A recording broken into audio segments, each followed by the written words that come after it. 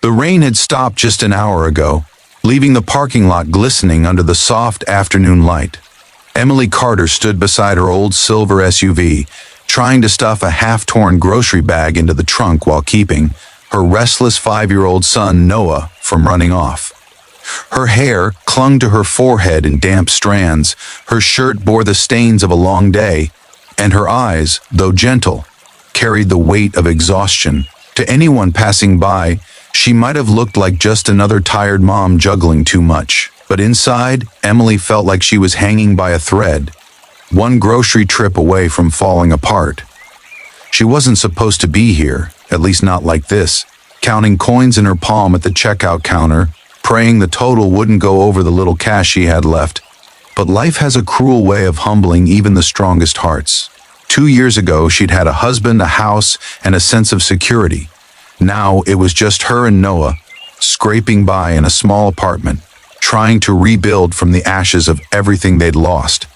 She could still feel the sting of humiliation from just 10 minutes ago at the store counter, when she'd had to put back a few items because her total had exceeded the cash in her hand. The cashier's forced smile, the quiet sighs of the people behind her, the sound of Noah asking innocently, "Mommy, why can't we get the cookies?" It all played on repeat in her head like a cruel echo. She had smiled, pretended it didn't matter, but inside, something had cracked. If you've ever believed in the power of kindness, in second chances, and in the good that still exists in this world, then please take a moment to like, comment, share, and subscribe. Stories like this remind us how one small act can change everything. As Emily lifted the last grocery bag, it tore completely, spilling apples, a loaf of bread, and a carton of eggs onto the asphalt. She froze, biting back tears. The eggs broke instantly, yellow streaks running down the pavement like the final insult to her day. She wanted to scream, to cry, but Noah's tiny voice broke her silence. "It's okay, Mommy," he said softly, tugging at her sleeve. "We can get more next time." She forced a smile, her throat tightening. "Yeah, baby, maybe next time." That's when she noticed a man crouching near her car, a grocery bag in hand, picking up one of the apples that had rolled under his shoe. He looked to be in his early 30s, dressed simply in a black hoodie and jeans. His beard was trimmed neatly, his eyes kind but curious. "Hey," he said gently, handing her the apple. "Looks like you've had a tough day." Emily's first instinct was embarrassment. She could feel her face flush as she took the apple. "I'm fine, just clumsy, I guess." But her trembling hands betrayed her words. The man smiled softly and began gathering the rest of her scattered groceries without saying much. "No need to feel bad," he said finally. "Happens to everyone." She didn't respond. She didn't want pity. She'd had enough of that from family members who'd called her brave for starting over but never offered real help. From neighbors who gave sympathetic smiles but whispered behind her back. "Really, it's okay," she said, trying to stop him. "You don't have to." "I know," he interrupted gently, still crouched as he placed the groceries back into a bag he seemed to have brought from his own cart. "But I want to." Something about his tone made her pause. There was no judgment in it, no condescension, just quiet sincerity. As he stood and handed her the bag, she finally met his eyes. "Thank you," she whispered. He nodded. "Anytime." Then he looked down at Noah, who was watching him curiously. "Hey, buddy, that's a cool car you've got there."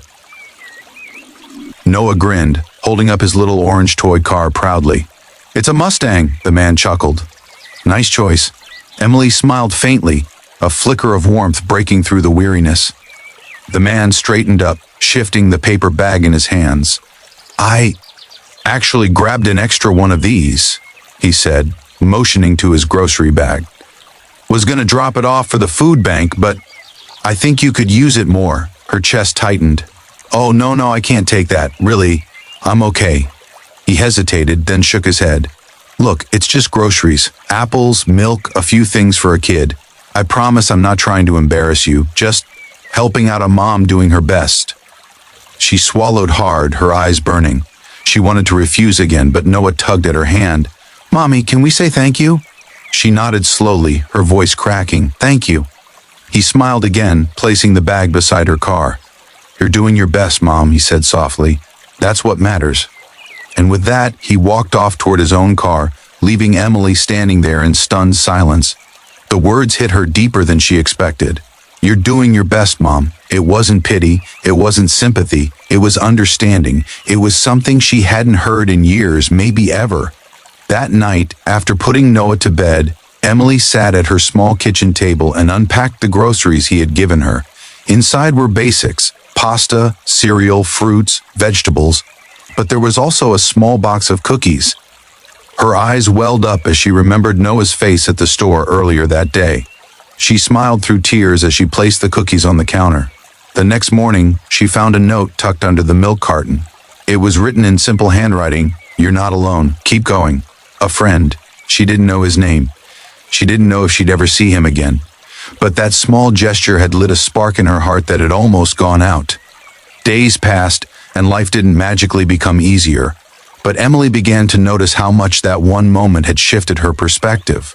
She started walking Noah to preschool with a lighter step, greeting neighbors instead of avoiding their eyes, applying for better jobs instead of telling herself she wasn't qualified. One afternoon, about 2 weeks later, she was leaving the same grocery store when she saw a familiar face at the community board near the entrance. It was him, the man from the parking lot. He was pinning up a flyer that read "Community Meal Night. Free dinner every Friday for families in need." Their eyes met and she smiled before she could stop herself. He smiled back, slightly surprised but clearly glad to see her. "Hey," he said warmly. "You made it." Emily nodded. "I did, and I wanted to thank you properly, for the groceries, for that day." He shrugged modestly. "It was nothing." "No," she said firmly, "it wasn't nothing. You have no idea how much those words meant to me." He looked thoughtful, then said, "Sometimes people just need someone to remind them that they're doing enough, especially when life makes them feel like they're not." She smiled, her eyes glistening. "You were right. I was doing my best, and I still am." From that day on, Emily started volunteering at the community meal nights whenever she could. She'd help serve food, greet families, and sometimes share her story with other single moms who came through the door. Mothers who looked the same way she once did, tired, ashamed, and lost. She'd tell them what someone once told her: "You're doing your best, Mom." Months passed, and slowly life began to turn around. She got a part-time job at a local daycare, which not only helped her financially but gave her purpose again. Noah thrived, laughing more, drawing pictures for her every night, his world no longer shadowed by her silent struggles. One evening, as she was cleaning up after the community dinner, she saw the man again. He was talking to one of the organizers, laughing about something, but when he spotted her, he walked over. "I never got your name," she said with a smile. "Daniel," he replied, extending a hand. "Daniel Hayes." "Emily Carter," she said, shaking it. "Nice to officially meet you." He smiled. "Likewise." There was a comfortable silence before he spoke. "Again, you've been coming here a lot, helping out. It's good to see." She looked down, smiling softly. "I just want to give back what someone gave me." Daniel nodded, his expression warm. "Then I guess it worked." Over the next few months, Emily and Daniel grew close. Not in some whirlwind romantic way, but in the quiet, steady rhythm of friendship built on respect and shared kindness. He became someone she could talk to, laugh with, and trust again. And little by little, Emily realized that maybe, just maybe, she didn't have to carry the world alone. By Christmas, Emily had saved enough to buy Noah the toy kitchen set he'd been dreaming of. She wrapped it herself, her hands trembling with pride. That night, as snow fell softly outside their apartment window, she watched her son play, her heart full for the first time in years. When she thought of Daniel's words, "You're doing your best, Mom," she smiled. It wasn't just a moment anymore. It was a truth she finally believed. If this story touched your heart, please like, share, and subscribe to the channel. Let kindness keep spreading, because sometimes one small act can rewrite someone's entire story.